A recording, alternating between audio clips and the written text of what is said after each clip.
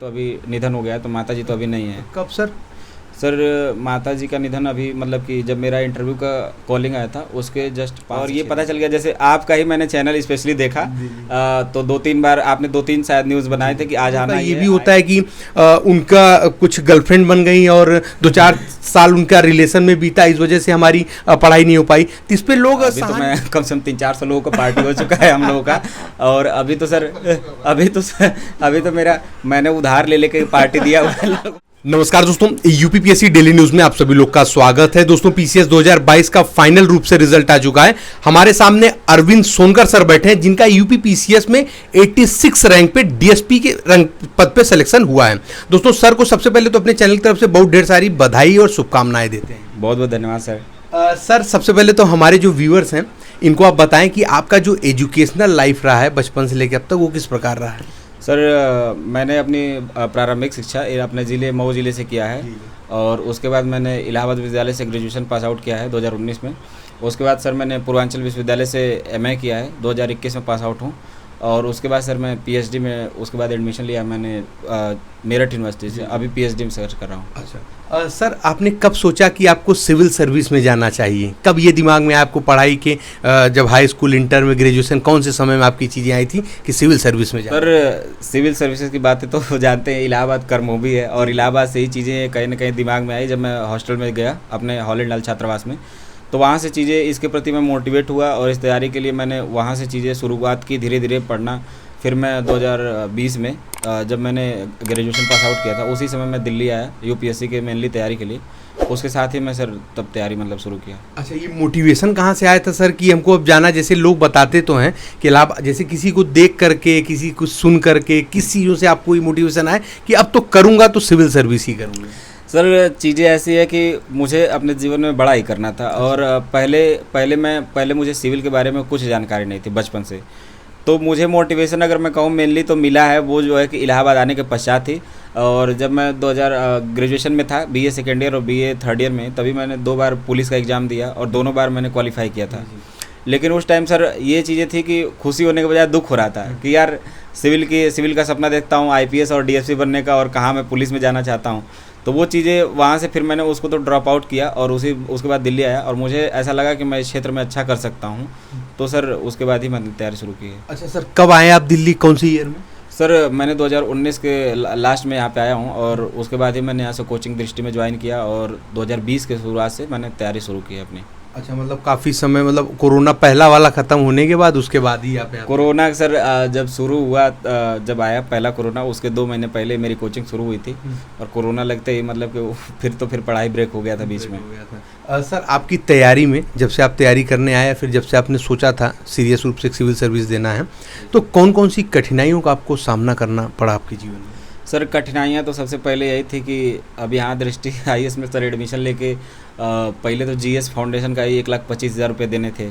उसके बाद मुझे ऑप्शनल के लिए 40-45 हज़ार रुपये देने थे। टेस्ट सीरीज़ का अलग से पैसा था। तो घर वालों को बहुत अच्छे से मतलब पहले समझाया कि इलाहाबाद में हो, 4-5 हज़ार महीने खर्चा है। मैंने कहा कि पहले उन लोगों को मनाया कि मैं वहाँ जाऊँगा तो 2-3 हज़ार एक्स्ट्रा लगेगा, 8 हज़ार लगेगा खर्चा। जब यहाँ आया तो रूम की रेंट वगैरह सुना, फिर पता चला कि यहाँ 10 हज़ार से नीचे में खर्चा रुकना तो है नहीं। तो ये चीज़ें थोड़ी कठिनाइयाँ थी। फिर मेरा वो कोचिंग का फ़ीस जमा करना था, तो घर वाले थोड़ा सा पैसा इतना था नहीं, तो उन्होंने कर्ज लेके दूसरे से, रिश्तेदारों से कुछ लेके इधर उधर से, उस समय मुझे 1,25,000 रुपये जमा करवाए थे कोचिंग में। तब मैंने जीएस में एडमिशन लिया था और लेते ही सर लॉकडाउन लग गया। तो एक मन में ये ख्याल आया कि यार इतनी मेहनत से तो दूसरे से उधार लेके 1,25,000 रुपये जमा किए हैं, 2-3 महीने तक कुछ चला नहीं मामला, तो फिर लगा कि यार पैसा डूब गया। तैयारी वारी भी थोड़ी थोड़ी ब्रेक हो रही थी।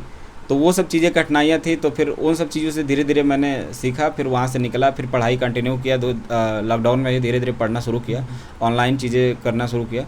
तो वहाँ से चीज़ें मतलब शुरू धीरे धीरे हुई। सर, आपका जो पारिवारिक बैकग्राउंड है, जैसा कि आपने बताया अभी कि फाइनेंशियल स्थिति सही नहीं थी, उसी प्रकार से भी हमने आगे काम किया, तो किस प्रकार से सर रही उसको भी डिस्कस करें। कैसे कंडीशनों में रह करके आपने तैयारी करके अंतिम रूप से चयन हुए हैं? तो सर मेरा बैकग्राउंड ये है कि मेरे पिताजी की फल की दुकान है और वही मतलब मेरे घर में आय का सब वही स्रोत है एक। और हमें जो है कि थोड़ी सी हमारे परिवार में ज़्यादा लोग हैं, 5 बहन हैं और 2 भाई हैं। थोड़ा पारिवारिक मतलब वो पारिवारिक जिम्मेदारियां भी ज़्यादा हैं, बहुत ज़्यादा फैमिली है। तो ये सब चीज़ें थी, तो थोड़ा फाइनेंशियली प्रॉब्लम थी, और घर वालों ने मतलब उनकी जितनी कमाई होती थी लगभग उसका इन्वेस्टमेंट जो है कि उन्होंने मेरे ऊपर किया। तो सर एक चीज़ें ये थी कि हालांकि मुझे कभी पैसे की कमी उन लोगों ने होने नहीं दी, लेकिन सर मैं चीज़ें वो समझता था कि वो पैसा जो ला रहे हैं कितनी मेहनत से ला रहे हैं, तो उनको चीज़ों को सही इस्तेमाल मुझे करना था और सही क्षेत्र में जाना था, तो इसलिए मैंने मतलब कि क्षेत्र चुना। अच्छा सर, जैसे कि काफ़ी लोग ये होते हैं कि काफ़ी लोग इस चीज़ से मोटिवेट होते हैं अपने परिवार की स्थिति देख करके, लेकिन लोग जैसे आपने अप्लाई करके अंतिम रूप से सफलता हासिल कर ली, लेकिन लोग कर नहीं पाते हैं सर। तो ऐसा उस चीज़ को सर अप्लाई करने के लिए एग्जैक्ट वो चीज़ क्या होती है जो अप्लाई कर दी जाए कि हमारे परिवार की स्थिति ऐसी है और हमको ऐसा करना ही पड़ेगा? देखिए सर, मैंने इस तैयारी में जो चीज़ें फील की कि मेरी मोटिवेशन का सबसे बड़ा स्रोत तो मेरी माताजी थी, कि जब मैं यहाँ दिल्ली में था तो मुझे पैसे की दिक्कत ना हो, इसके लिए वो अपनी बीमारी में भी जाया करती थी दुकान पे। तो उनका ये रहता था, तो मेरे पास कोई ऑप्शन ही नहीं था। मेरे पास ये था कि यार कुछ भी हो जाए, छोड़ना है, ये सब चीज़ें करना है, जल्दी करना है, अपनी मम्मी को जो है कि प्राउड फील कराना है, और उनको मतलब कि थोड़ा मैं आराम दे पाऊँ, क्योंकि मुझे वो चीज़ें बर्दाश्त नहीं होती थी, बहुत दुख होता था। लेकिन मैं सर चाह के भी उस समय कुछ कर नहीं पाता। अगर मैं बहुत करता, घर जाता तो बहुत करता, उसी काम में हाथ बटा लेता, जिससे अगर मैं वो चीज़ बहुत ऐसा करता कि अगर मैं घर जाता, उसमें इन्वॉल्व होता, तो एक प्रचंड बेरोजगारी की तब बेरोजगार ही बन पाता, उसमें उनका सपोर्ट ही कर पाता, न कि मैं उनको उस स्थिति से निकाल के बेहतर स्थिति में ले जा पाता। तो सर ये था कि कुछ जीवन में कुछ बड़ा करना है, ताकि अपने लिए और अपने परिवार के लिए बेहतर कर सकूं और उन्हें प्राउड फील करा सकूं, ये चीज़ें सब थी। तो सर कुछ ऐसी परिस्थितियां भी थी घर में कि कभी कभी जब मैं खाली होता था, ग्रेजुएशन करता हूं, तो ग्रेजुएशन में जब मैंने गर्मी की छुट्टी होती थी 3-4 महीने की, तो उसमें मैं जाता था घर पर, अपने जो है कि घर का काम भी संभालता था, फल दुकान होता है उसको भी देखता था, तो एक थोड़ा उनका सपोर्ट भी हो जाता था और बाकी इधर पढ़ भी लेता था। उसके बाद सर जब मैं दिल्ली आया तो थोड़ा उधर इन्वॉल्विंग कम हो गया, क्योंकि इसी टाइम जैसे छुट्टी के टाइम में मतलब एग्ज़ाम होता है गर्मी में, तब थोड़ा जाना कम हुआ। तो एक सर परिवार पे जिम्मेदारियां भी मेरे ऊपर बढ़ती गई, तो ये सब चीज़ें जो थी वो जो है कि। अच्छा सर, हम जानना चाहेंगे कि आपकी सफलता में सबसे बड़ा श्रेय किन किन लोगों का रहा? सर मेरी सफलता में तो निसंदेह सबसे बड़ा जो श्रेय है वो मेरी माताजी का है, और माताजी, उसके बाद पिताजी को कहूँगा, उसके बाद मेरे भैया। तो सर इसको अगर आप कहें तो इस तरह से कह सकते हैं कि जिस पौधे को मेरी माताजी ने जन्म दिया था, उस पौधे को सींच कर और बड़ा करने का श्रेय मेरे भैया और पिताजी को जाता है। और उसके बाद सर वो तैयारी में मेरे गुरुजनों का बहुत बड़ा योगदान है और मेंटर्स का बहुत बड़ा योगदान है, और मैं स्पेशली मेरे दोस्त जो इस तैयारी में मुझे हमेशा पॉजिटिव रखे, मेरे साथ खड़े रहे, चाहे कोई भी समस्या हो, वो हमेशा मोटिवेट करते थे। और स्पेशली मेरे रूममेट जिनका नाम सत्यप्रकाश यादव है, उनसे मैंने बहुत सारी चीज़ें सीखी, यहाँ तक पहुँच पाया उन लोगों की वजह से। तो उन लोगों को मेरा सत नमन और बहुत बहुत धन्यवाद है उन लोगों को भी कि उन लोगों ने मुझे यहाँ तक पहुँचाया। जी सर, हमारे चैनल की तरफ से भी उन सभी लोगों का भी बहुत बहुत शुक्रिया कि भाई किसी के लिए इतना विशेष तौर पे काम करते हैं। सर जानना चाहेंगे कि आपने कहीं कोचिंग की? सर कोचिंग मैंने आते ही मैंने दृष्टि आईएएस में, जैसा कि मैंने बताया था अभी, दृष्टि आईएएस में ही कोचिंग ज्वाइन किया था, और ज़्यादातर सोर्स भी मतलब उधर उनका ही मैंने देखा है। सर आपका माध्यम और आपका जो ऑप्शनल था ये कौन सा था? सर मेरा माध्यम हिंदी है और मैंने ज्योग्राफी ऑप्शनल रखा था अपना। अच्छा सर, कौन सा अटेम्प्ट आपका ये लोक सेवा आयोग में मेंस को लेकर के और इंटरव्यू को लेकर के रहा? सर अटेम्प्ट तो मेरा ये दूसरा है, और इसके पहले जैसे मैंने दिया था पहला अटेम्प्ट, तो उसमें मेरी तैयारी अच्छी नहीं थी। अभी मैंने कोचिंग का 25% ही पूरा किया था, तो अभी मैं नया एडमिशन लिया था, तो उस टाइम मैंने बस ये इसलिए दिया था कि ताकि मैं अपने आप को चेक कर पाऊँ कि मैं अभी तैयारी में कहाँ तक पहुँच पाया हूँ और किन किन चीज़ों को मुझे पढ़ना है आगे चल के, ताकि मैं सीरियस अटेम्प्ट जब दूँ तो उसमें मुझे थोड़ी सी आसानी हो। तो इन चीज़ों के लिए मैंने पहला अटेम्प्ट दिया था, तो उसमें मेरा प्रीलिम्स 1 नंबर से नहीं हुआ था, और उस चीज़ से वही मुझे मोटिवेशन मिला कि चलो मैंने बहुत ऊपर पढ़ाई करी है और मेरा 1 नंबर से बस नहीं हुआ है। तो मुझे ऐसा लगा था कि यार चलो लास्ट वाले में, इस वाले में देंगे तो शायद 1 नंबर बढ़ाना है मेरा तो बढ़ेगा, और ऐसा रहा कि मेरा जो है कि कट ऑफ से 25 क्वेश्चन लगभग ऊपर था। तो ये चीज़ें मेरे लिए सबसे ज़्यादा फ़ायदेमंद रही हैं। अच्छा सर, जानना चाहेंगे अभी आप यहाँ रुक रहे हैं कि आगे और भी जा रहे हैं PCS 2023 UPSC एग्ज़ाम? ऐसा सर चूँकि मेरा लक्ष्य मतलब सबसे बड़ा तो पहले तो मेरा लक्ष्य DM बनना है, डिस्ट्रिक्ट मजिस्ट्रेट, और मेरी तैयारी बस उसी के लिए जारी रहेगी। ये तो एक तरह से मतलब शुरुआत है, अभी ये कह सकते हैं, अभी तो ये झांकी है, और जो है कि आगे मतलब कि मुझे UPSC पे ही पूरा फोकस रहना है। जी सर। सर आपको बहुत शुभकामनाएं भी हैं हमारे चैनल की तरफ से कि आप जरूर DM बनेंगे। बहुत बहुत धन्यवाद सर। सर अब हम जानना चाहेंगे कि प्रारंभिक परीक्षा को लेकर के आपकी क्या स्ट्रेटेजी और रणनीति रही थी? सर अगर यूपी पीसीएस के लिए देखिए, मैंने जो अपनी तैयारी को वो किया है, उसमें मैंने यूपीएससी और यूपी पीसीएस दोनों को साथ लेके चला हूँ, ठीक। तो मैंने सर इसके लिए सबसे पहले तो अपने नोट्स और एक सोर्स जो मैंने कुछ चीज़ों के लिए दृष्टि का क्विक बुक फॉलो किया है ज़्यादातर, तो उसमें भी मैंने बहुत सिलेक्टिव टॉपिक्स को पढ़ा है। और मैं सर पढ़ाई मेरी ये होता है कि मैंने पहले नोट्स पढ़ा, उसके बाद मैंने यूपीएससी के क्वेश्चन सॉल्व किए, उसके बाद मैंने यूपी पीसीएस के लिए घटना चक्र सॉल्व किया, और यूपीएससी के लिए मैं दृष्टि का पीपीएस करता था, प्रीलिम्स प्रैक्टिस सीरीज। तो इन दोनों चीज़ों से, जैसे जो चीज़ें नोट्स में हैं, जो बुक में हैं, वो चीज़ें तो मेरी रिवाइज़ होती ही थी, उसके अलावा जो चीज़ें एक्स्ट्रा हैं वो चीज़ें मुझे क्वेश्चन पेपर में मिल जाता था। और सबसे बड़ी बात है सर, जब आप किसी भी तैयारी में जाते हैं तो हमें उस तैयारी में सबसे पहले ये देखना होता है प्रीवियस ईयर क्वेश्चन पेपर, उसको बेस बनाना चाहिए। जब आप प्रीवियस ईयर क्वेश्चन पेपर को देखते हैं तो आप इन सब चीज़ों को समझ पाते हैं कि हम जो पढ़ते हैं उनमें से क्या चीज़ें इंपॉर्टेंट है आपके लिए, क्वेश्चन का नेचर कैसा है, प्रीवियस ईयर से क्वेश्चन पेपर किन किन टॉपिक से ज़्यादा आते हैं, आपको किन किन चीज़ों पे और कैसे कैसे फोकस करना है, फैक्ट पे कहाँ ध्यान देना है, कॉन्सेप्ट पे कहाँ ध्यान देना है। तो ये चीज़ें आपको प्रीवियस ईयर में बहुत सारी सहायता मिल सकती है सर। अच्छा सर, जानना चाहेंगे पीसीएस 2023 का एग्ज़ाम आप दे रहे हैं? सर पीसीएस 2023 का 23 का एग्ज़ाम तो दूंगा, लेकिन मेरा बहुत ज़्यादा फोकस उधर नहीं है अभी, तो मैं सर यूपीएससी पे ज़्यादातर फोकस हूँ।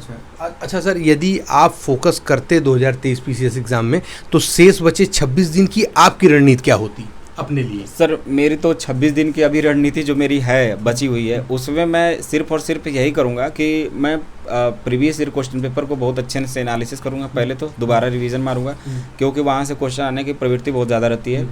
और कम से कम मैंने 100 टॉपिक ऐसे बनाने हैं कि उस 100 टॉपिक से क्वेश्चन लगभग 40-50 आते ही हर साल, जिन टॉपिक से क्वेश्चन आते हैं। और थोड़ा सा मैं सर यूपी स्पेशल के लिए कुछ अपने फोटोकॉपी टाइप में नोट्स रखा हूँ, तो यूपी स्पेशल थोड़ा वहाँ से देखूंगा, और जनसंख्या पे स्पेशली थोड़ा सा यूपी की जनसंख्या सेंसस वहाँ मैं देखूंगा। तो वो सब चीज़ें मेरे लिए 2-2, 3-3 घंटे की हैं, जो अगर कर दिया तो वो सब चीज़ें बेहतर होंगी वहाँ से। अच्छा सर, अब जानना चाहेंगे प्रारंभिक परीक्षा के लिए करंट अफेयर आपने कहाँ से पढ़ा?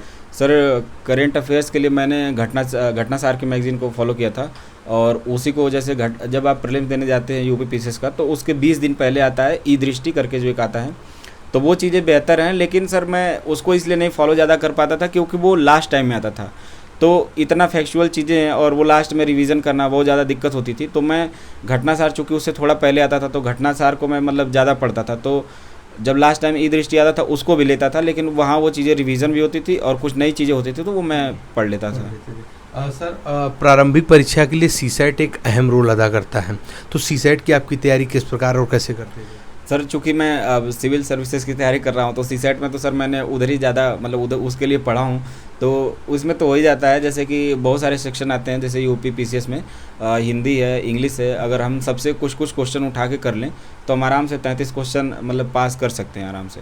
अच्छा सर, अब आपसे एक थोड़ा सा हम एक अलग टाइप प्रश्न करते हैं मेंस एग्ज़ाम जाने से पहले। जैसे होता क्या है सर, जब शुरू में लोग तैयारी करने जाना चाहते हैं, घर से बोल करके हम तैयारी करने जा रहे हैं या जाना चाहेंगे वहाँ पे, तो तैयारी करने आते हैं, तो कई लोग आप जैसे अंतिम रूप से सेलेक्ट होते हैं, कई लोग नहीं सेलेक्ट होते हैं, तो उनके विषय में हम बात करेंगे कि सर वो सेलेक्ट ना होने के उनके पीछे का जो रीज़न काफ़ी लोग साथ होता है कि लोग जैसे उनकी जो दिशा होती है बदल जाती है। काफ़ी लोग कहते हैं कि हम जब पढ़ने गए थे, हमको यदि बैड एलिमेंट टाइप के दोस्त ना मिले होते तो हम ज़रूर आगे चले गए होते। तो आपका सर इन सब सेक्टर पे क्या? अच्छा, काफ़ी लोगों का ये भी होता है कि उनका कुछ गर्लफ्रेंड बन गई और 2-4 साल उनका रिलेशन में बीता, इस वजह से हमारी पढ़ाई नहीं हो पाई। तो इस पर लोग सहानुभूति भी लेना चाहते हैं, सब चीज़ें बता के कि अगर मेरे साथ ये चीज़ें नहीं हुई होती तो हम जरूर डीएम होते। सर इस पर आप क्या कहना चाहेंगे? सर देखिए, ये जो तैयारी है, सबसे पहले तो अगर आपको अर्जुन के इतना बड़ा धनुर्धारी बनना है, तो आपको लक्ष्य होता है ना, वो मछली की आँख होनी चाहिए, ना कि अगल बगल आप देखेंगे। अगर आपको सर जैसे मैं एक बात कहूँ आपको, तो जब भगवान बुद्ध तपस्या करने के लिए बैठे थे, तो मार नामक असुर ने बहुत सारी अपने सेनाओं को भेजकर उनके जो है कि तपस्या को भंग करने का प्रयास किया, लेकिन भगवान बुद्ध जो थे वो इन सब चीज़ों से परेशान हुए बिना अपनी शुचिता को बनाए रखा, तभी वो बौद्ध कहलाए, तथागत बुद्ध कहलाए। तो ये तैयारी एक आपकी तपस्या के समान है, ठीक। और यहाँ हमें बहुत सारे डाइवर्जन से बचना पड़ेगा, क्योंकि मार्केट में ऐसी अफवाहें हैं, बहुत सारी चीज़ें हैं, आपको अच्छे दोस्त नहीं मिलेंगे, फिर से बहुत ज़्यादा ऐसे लोग मिलेंगे जो आपको डिमोटिवेट करेंगे। बहुत सारे ऐसे लोग हैं जो बड़ी बड़ी मोटी मोटी किताबों की लिस्ट बता देंगे आपको कि हाँ ये पढ़ लो, वो पढ़ लो, ये कर लो, वो हो जाएगा। तो हमें अपने पे खुद पे भरोसा करना है कि हमें क्या करना है। देखिए सर, आप अगर अपनी पढ़ाई में ईमानदारी रखेंगे, आप अपनी चीज़ों को बेहतर करने का प्रयास करेंगे, सेल्फ एनालिसिस कर पाएंगे, तो आपके लिए चीज़ें बेहतर होगी, जो आपके आगे बढ़ने में बहुत ज़्यादा सहायक होंगी। जी सर, जो एग्जांपल दे दे करके लोग अपने आप में सहानुभूति बटोरते हैं कि हमारे पास एक दोस्त नहीं होते ये सब चीज़ों में, कि बुरे दोस्त ना होते, तो इन सब लोगों के लिए कुछ आप अपनी तरफ से बोल दें सर। मैं तो यही कहूँगा कि जैसे कि जब आप इस तैयारी में आते हैं तो देखिए, आपके लिए भी 24 घंटे हैं। 24 घंटे में से आप 8-10 घंटे पढ़ते होंगे, और जो सामने वाला भी पढ़ने वाला है, सबके लिए 8-10 घंटे ही उपलब्ध हैं। अब आपके ऊपर ये डिपेंड करता है कि आप उन पढ़ाई के घंटों को आप कहाँ सदुपयोग करते हैं। और मैं कहूँगा कि एक कम उम्र में सिलेक्शन लेना, एक बहुत ज़्यादा उम्र में सिलेक्शन लेना, उन दोनों में बहुत ज़्यादा अंतर होता है, क्योंकि परिवार आपके जीवन में और भी आपको जीवन जीना है पारिवारिक जीवन में। तो इसलिए मैं कहूँगा कि अगर जल्दी सिलेक्शन लेना है तो थोड़ा आपको कंसंट्रेट होना पड़ेगा पढ़ाई में, और चीज़ों को अपने सरल बनानी पड़ेगी। सर, हम लोग जानना चाहेंगे मेंस एग्ज़ाम की तैयारी को। जैसा कि आप हिंदी मीडियम से हैं सर, आपकी कॉपी भी हम पूरी कोशिश करेंगे कि अपने जो व्यूअर्स हैं इनके साथ शेयर करें, क्योंकि ये लोग जानना चाहते हैं कि हिंदी मीडियम के छात्र जो होते हैं वो एक्चुअल में लिखते कैसे, उनकी क्या तैयारी होती है, कैसे करते हैं, क्योंकि अधिकांश मार्केट में सब जगह इंग्लिश मीडियम यही सारी चीज़ें प्रोवाइड हैं। सर, हिंदी माध्यम से हम जानना चाहेंगे आपसे कि आपने एसे और हिंदी की तैयारी कैसे करी थी अपनी? सर, एसए की तैयारी तो सबसे पहले मैं कहूँ, एसए जो होता है यूपी पीसीएस में जो आता है, वो जनरली जीएस रिलेटेड आता है। तो अगर आपकी जीएस से पकड़ अच्छी है, जीएस में अगर आपने पढ़ाई अच्छी करी है, तो आप एसए को ईजिली मतलब लिख सकते हैं। बशर्ते ये जो एसए का नज़रिया है वो थोड़ा सा अलग है। वहाँ पे आपको शुरुआत थोड़ा कोटेशन से करना है, अच्छे रिपोर्ट से, डेटा से, इंडेक्स से अगर आप शुरुआत करेंगे तो वो चीज़ें आपके लिए बेहतर होती हैं। और सबसे पहले अगर कोई आप एसए लिख रहे हैं तो उसकी रूपरेखा आपको बनाने आनी चाहिए, कि आप अच्छे से उसकी रूपरेखा बना पाएँ। और उसमें जब आप पैराग्राफ में चीज़ें लिखते हैं तो वहाँ पैराग्राफ ऐसा होना चाहिए कि पैरा को एकदम एक दूसरे से लिंक हो, ताकि चीज़ें भी समझ में आए कि आपने जो लिखा है वो कितना रिलेवेंट है, उसकी भाषा शैली, भाषा प्रवाह, ये चीज़ें मतलब कि होनी चाहिए, जो कि आपके प्रैक्टिस से बेहतर हो सकती है। जब मेरा वो रिज़ल्ट आया था प्रीलिम्स का, जब मेंस के लिए, तो मेरे तो जीवन में ये था कि मैंने बचपन वही जो गाय पे लिखा है उससे कभी आगे बढ़ नहीं पाया था। तो ये मेरे लिए पहला एक्सपीरियंस था। तो मैंने इसमें सीनियरों की, बहुत सारे लोगों की सहायता ली, तो उन्होंने बताया कि कैसे चीज़ों को फ्लो बनाते हैं अपनी लैंग्वेज में। तो इसके ऊपर मैंने कम से कम 40-50 एस्से लिखे, तो चीज़ें सर बेहतर हो गई मेरी। सर, यहीं पे आपको रोकेंगे हम थोड़ा सा। जानना चाहेंगे कि जैसे आपका रिजल्ट जब आया था यूपी पीसीएस 2022 का, क्या माहौल था? सबसे पहले किसने देखा रिजल्ट को, किसने किसको बताया, और घर पे जब ये सूचना मिली या घर वालों के माध्यम से आप ही को मिली थी, तो क्या माहौल रहा था उसमें? सर देखिए, रिजल्ट तो मतलब कि मेरा अभी तक जो भी हुआ है, जहाँ भी कोई भी एग्ज़ाम देता हूँ तो रिज़ल्ट मैं अपना खुद ही चेक करता हूँ, क्योंकि मुझे ज़्यादा अच्छा लगता है कि मैं अपना चेक करूँ। मुझे जैसे 1-2 बार एग्ज़ाम में मैंने दिया है, तो मेरे दोस्त कभी कभार चेक करते तो होता नहीं है। ये चीज़ें मतलब कि मैं खुद ही चेक करता हूँ, तो मुझे ज़्यादा अच्छा लगता है। तो ये सब था कि मैं दृष्टि मेंटरशिप लाइब्रेरी में था, और ये पता चल गया, जैसे आपका ही मैंने चैनल स्पेशली देखा, तो 2-3 बार आपने 2-3 शायद न्यूज़ बनाए थे कि आज आना ही है, आएगा ही। तो एक तो पढ़ रहा था, पढ़ाई में मन नहीं लग रहा था, बहुत ज़्यादा डिस्टर्ब था। हाँ, यार लोगों को सर इसके लिए भी काफ़ी लोग बहुत बुरा बोलते हैं, मैं तभी कि आप पहले से बताने लगते हो। ये अच्छा भी है हमारे लिए, और एक बुरा भी लगता है कि दिन भर हम लोग पैनिक मुद्रा में रहते हैं। बिल्कुल नहीं सर, जब आप रिजल्ट आने वाला होता है तो वो चीज़ें कहीं ना कहीं मन में रहता है। वो चीज़ें आप कितना भी कंसंट्रेट कर ले पढ़ाई में, वो चीज़ें होती हैं। तो सर जब आने वाला था तो मन में तो यही था कि यार बस लटक जाऊँ नीचे से, कोई भी पोस्ट हो जाए, ताकि इंटरव्यू तक जाने के बाद वो मेहनत बेकार ना हो। लेकिन भगवान की दुआ से चीज़ें हो गई अच्छी। वहीं लाइब्रेरी के जस्ट बाहर मैंने अपना रिजल्ट देखा, और सबसे पहले मैंने साथ में जो मेरे पास में कम से कम 10-15 लड़के दोस्त थे, वो सब भी मेरे रिजल्ट का इंतजार कर रहे थे अपने मोबाइल से। तो सबसे पहले तो उन लोगों को बताया, और उसके बाद मैं पहला फ़ोन मतलब अपने घर पे फ़ोन किया और अपने भैया को बताया, और मैंने भैया से कहा कि आप जितना लोगों को हो सके बता दीजिए अपने जान पहचान में। अब बाकी यहाँ से सर फिर हॉस्टल में इलाहाबाद तक पूरी न्यूज़ चली गई, तो फिर वो चीज़ें हुई। घर पे सर माता पिता को बताया गया सर? जैसे भैया को मैंने बता दिया, तो भैया ने पिताजी को बता दिया, और माताजी का तो अभी निधन हो गया है, तो माताजी तो अभी नहीं है। कब सर? सर माताजी का निधन अभी मतलब कि जब मेरा इंटरव्यू का कॉलिंग आया था उसके जस्ट 5 से 6 दिन पहले। सर जैसा कि आपके विषय में एक जानकारी हमें और पता चली थी सर, कि जैसे रिजल्ट जब से आया यूपी पीसीएस 2022 का, लोग होता क्या है कि जैसे सोचते रहते हैं यदि मेरा फाइनल लिस्ट में नाम है तो सबसे पहले सर घर जाना चाहते हैं, क्योंकि अपनी खुशियाँ घर पे शेयर करना चाहते हैं। अभी तक जब से आपका रिजल्ट आया आप अभी तक घर भी नहीं गए सर, ऐसा क्यों? सर इसके पीछे देखिए 2 कारण है। एक तो पहला कारण ये है कि अभी अभी माताजी का निधन हुआ है, और सबसे ज़्यादा मुझे लगाव मतलब अपनी माताजी से बहुत ज़्यादा लगाव था। तो मैंने चीज़ें एज्यूम की थी पहले कि जब मेरा होगा तो सबसे पहले मैं जाऊंगा अपने मम्मी के सामने और मतलब बड़ी खुशी होती, मैं उनके सामने जब चीज़ें वो जाता तो बताता कि उनका मेरा हो गया है। लेकिन एक तो वो हो नहीं है, तो थोड़ा सा उस बात का दुख है। और दूसरी बात ये है सर कि एक तो यूपीएससी का एग्ज़ाम है अभी 28 मई को, तो अगर मैं घर जाऊंगा तो वहाँ पे कम से कम 7-8 दिन मेरे टाइम जाएगा। और ऊपर से सर उसके बाद मेरे इलाहाबाद में बहुत सारे दोस्त हैं, हॉस्टल में लड़के हैं, तो वहाँ पे भी जाऊँ तो वहाँ पे भी चीज़ें 2-4-5 दिन 10 दिन निकल जाएंगे। लेकिन अगर सर फिर भी अगर मेरी माताजी होती तो मैं ज़रूर जाता। अभी मुझे सर वो काफ़िला लेके जाना, वैसे माहौल बनाना सर अच्छा नहीं लग रहा कि ज़्यादा वो कर पाऊँ, तो इसीलिए सर मैं नहीं गया। अच्छा सर, जानना चाहेंगे कि जैसे रिजल्ट आया आपका, तो जैसे लड़कों का जो ग्रुप होता है उसमें कई अच्छे लोग भी होते हैं, कई बुरे लोग भी होते हैं, तो रिजल्ट आते ही सर आपको फिर लोगों ने फोर्स किया पार्टी चाहिए ऐसा कुछ करके? सर पार्टी तो मतलब कि अभी तो मैं कम से कम 300-400 लोगों का पार्टी हो चुका है हम लोगों का। और अभी तो मेरा मैंने उधार ले लेके पार्टी दिया हुआ है लोगों को। और सर अभी मुझे इलाहाबाद से बुलावा आ रहा है, इलाहाबाद से लड़के कह रहे हैं कि यार मेरे अकाउंट में इतना भेज दो, मेरे अकाउंट में ये भेज दो कि ताकि मैं पार्टी कर पाऊँ। तो मैंने सबको यही करके रोका है। ऐसा है भाई साहब कि मैं 28 मई को एग्ज़ाम दूंगा, उसके बाद आऊँगा, उसके बाद सामूहिक पार्टी पूरे इलाहाबाद में अपने हॉस्टल वालों को और भंडारा करा दीजिएगा। हाँ सर, पूरा भंडारा होगा, खुशी की बात है।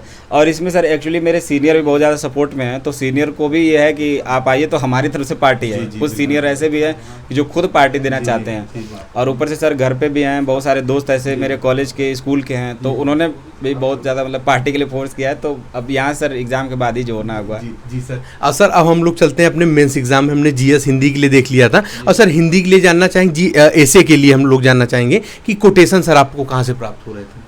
सर ऐसे के लिए कोटेशन मैंने दृष्टि का जो बुक है ऐसे का निबंध वाला, यूपीएससी के लिए मैंने लिया था, तो उसमें पीछे सर उसमें कोटेशन बहुत सारे दिए हुए हैं, तो वहाँ से मैंने कुछ कोटेशन को कॉपी करके अपने कॉपी में लिख लिया, और वहाँ से चीज़ों को याद करके मतलब कुछ कोटेशन का मैंने यूज़ किया था अपने एग्जाम में। अच्छा सर, काफ़ी लोग का हम इंटरव्यू लेते रहते हैं, प्रत्येक लोगों ने लगभग 80 से 90% लोगों ने उसी बुक को ही सजेस्ट किया है कोटेशन को लेकर के। सर आपको क्या लगता है वो सफिशियंट है? सर देखिए चीज़ें ऐसी नहीं है कि कोई भी चीज़ सफिशिएंट अपने आप में नहीं होता। अगर आपको कोटेशन कहीं और से मिलता है डेली बेसिस पे, अगर मान लीजिए आप कहीं न्यूज़पेपर पढ़ रहे हैं, कहीं चीज़ें और देख रहे हैं, यूट्यूब पे देख रहे हैं, चाहे अगर आपको कोई भी चीज़ें ऐसी जो लाइन है आपको रिलेवेंट लगती है, जैसे बहुत सारे लोगों का हिंदी ऑप्शनल होता है, वहाँ से चीज़ें उनको मिल जाती हैं। तो जो भी चीज़ें जो आप याद करें वो चीज़ें लिखें। बस ये होना चाहिए कि जब आप कोई ऐसे लिख रहे हैं तो उससे वो चीज़ें मैच करनी चाहिए, रिलेवेंट होनी चाहिए, तो वो चीज़ें सर कहीं से भी आप ले सकते हैं। अच्छा सर, जीएस फर्स्ट पेपर को लेकर के आपकी तैयारी किस प्रकार रही? सर देखिए मैंने जो मेंस की स्ट्रेटजी उसमें बनाई उसके लिए मैंने चीज़ों को बहुत ईजी करके देखा है। जैसे मेरा ज्योग्राफी ऑप्शनल है, तो फर्स्ट पेपर में मैंने सिर्फ और सिर्फ कुछ चीज़ें ही पढ़ी हैं, कुछ टॉपिक, जैसे कि मैंने मॉडर्न इंडिया पढ़ा, वो भी मॉडर्न इंडिया में जो चीज़ें मेंस के पर्सपेक्टिव से इंपॉर्टेंट है। मॉडर्न इंडिया हो गया, वर्ल्ड हिस्ट्री के कुछ चीज़ें ऊपर देखी क्योंकि वर्ल्ड हिस्ट्री से क्वेश्चन कम आते हैं। कल्चर में कुछ टॉपिक्स देखे थे, और सोसाइटी के मैंने 2-3 टॉपिक देखे थे। बाकी जितनी चीज़ें थी वो मेरे ऑप्शनल से कवर हो गई फर्स्ट पेपर की।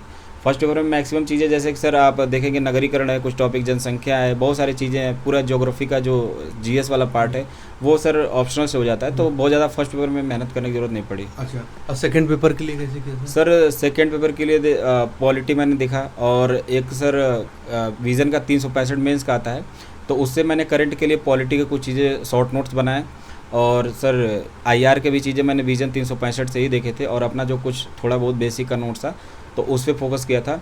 और गवर्नेंस के लिए मैंने विज़न का 365 ही ज़्यादातर देखा था। अच्छा, जीएस थर्ड के लिए?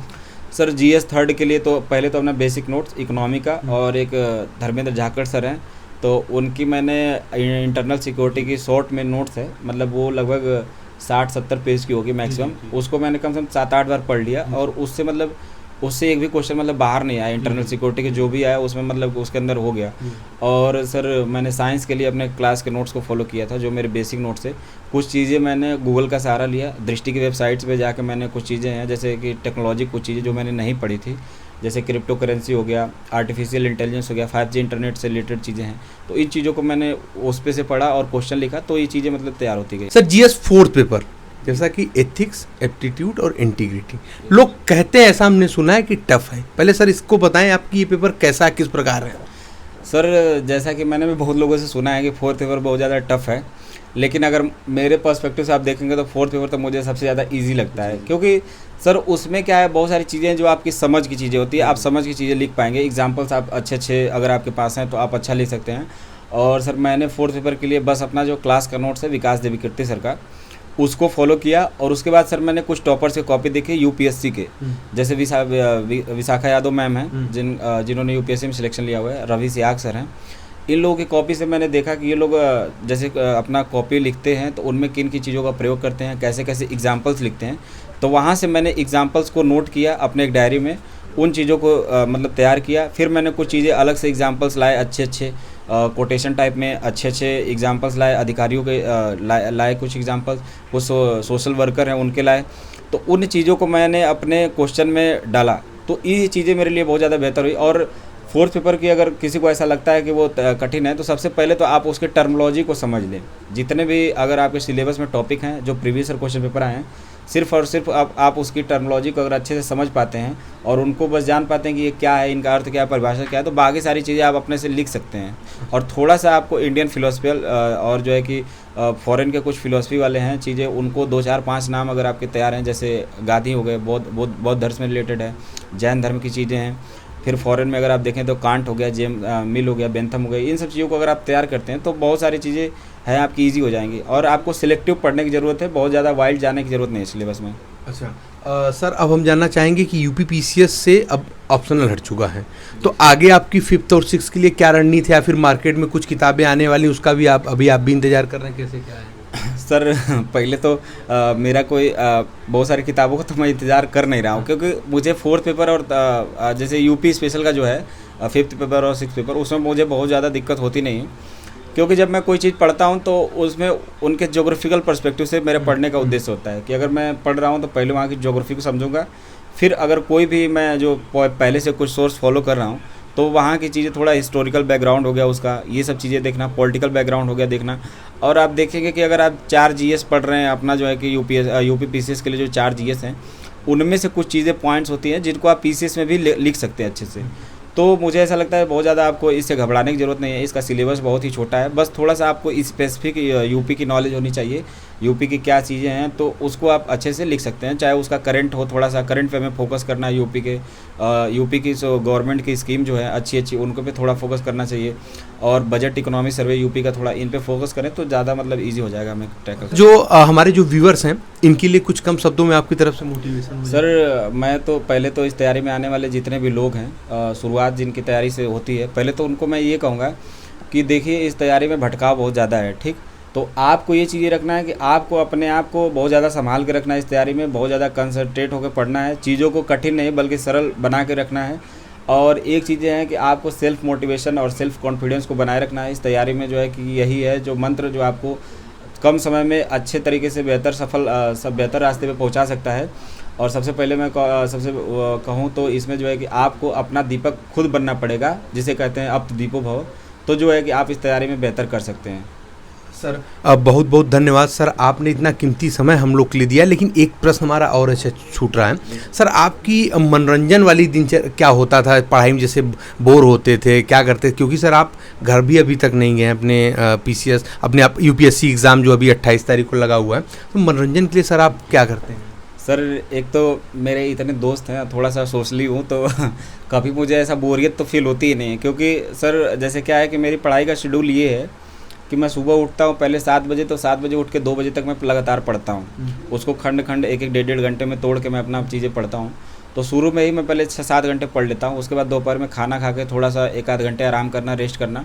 उसके बाद मैं 4 बजे पढ़ने बैठता हूँ, तो 2-4 घंटे उधर पढ़ लिया। फिर शाम के टाइम जो है कि दोस्तों के साथ घूमना फिरना, अपना खाना पीना, जो है कभी पार्टी हो गई, कभी ये चीज़ें हो गई, कभी ज़्यादा बोरियत फील कर रहे हो, मूवी देख लिए, कहीं चले गए, तो इन सब चीज़ों से मनोरंजन हो जाता था। और लास्ट में जब हम रात में ये सब चीज़ें टाइम देते थे, सुबह में पढ़ लेते थे 8-10 घंटे, तो एक तो पछतावा भी नहीं होता था कि हमने आज पढ़ाई नहीं करी है। तो सबसे बड़ी बात है कि इन चीज़ों से आपको वो करना है कि ऐसा नहीं है कि आपको दिन भर पढ़ना ही है, इन सब चीज़ों में जाइए और अपने दोस्तों के साथ समय बिताइए जो अच्छे दोस्त हैं। आप जो है कि घर पे बात कर सकते हैं, आपके लिए बहुत सारे रास्ते हैं। जिसकी जो जैसे हॉबी जिनकी होती है, मेरा मेरा मेरा ये है कि सर मैं अपने दोस्तों के साथ रहता हूँ तो बहुत खुश रहता हूँ, अब मुझे अच्छा लगता है, तो ये सब चीज़ें मतलब ठीक है। चलिए सर, आपने इतना कीमती समय हमारे चैनल के लिए दिया है कि जैसा कि आप रिजल्ट आने के बाद घर भी नहीं गए, इतना समय नहीं है आपके पास सर, और हमारे लिए दिया आपने इतना समय, इसके लिए आपको सर तहे दिल से बहुत बहुत धन्यवाद सर। बहुत बहुत धन्यवाद। और सर आपके भविष्य को लेकर के बहुत ढेर सारी शुभकामनाएं कि इस बार आपका सिलेक्शन यूपीएससी डीएम की आईएएस के पद पे हो सर। बहुत बहुत धन्यवाद सर। तो जी हाँ दोस्तों, जो भी चैनल पर नया आ रहा हूँ, चैनल को सब्सक्राइब करने के साथ साथ बेल आइकन जरूर प्रेस कर दें ताकि उत्तर प्रदेश लोक सेवा आयोग और अन्य भर्ती विभाग की तरफ से कोई भी महत्वपूर्ण अपडेट हो आप सभी लोगों से मिस ना होने पाए। दोस्तों हमारा Telegram channel UPPSC daily news, आप सभी लोग वहाँ जाकर जरूर जुड़ जाएं, क्योंकि इस समय पीसीएस टॉपर्स जो 22 के सिलेक्टेड लोग हैं उनकी कॉपियाँ भी वहाँ शेयर कर रहे हैं, और 2021 में सिलेक्टेड जो भी एसडीएम डिप्टी एसपी थे वो जुड़े हुए हैं काफ़ी संख्या में, आप सभी लोगों को आगे की तैयारी के लिए मोटिवेट करने के लिए, जैसे पीसीएस 2023 और 24 के लिए ऐसे लगे रहेंगे। कोशिश रहेगी 22 में भी जो सेलेक्ट हुए उनमें काफ़ी ज़्यादा से ज़्यादा लोगों को जोड़ा जाए। तो चलिए मिलते हैं अगले वीडियो में, तब तक के लिए जय हिंद, जय भारत, नमस्कार।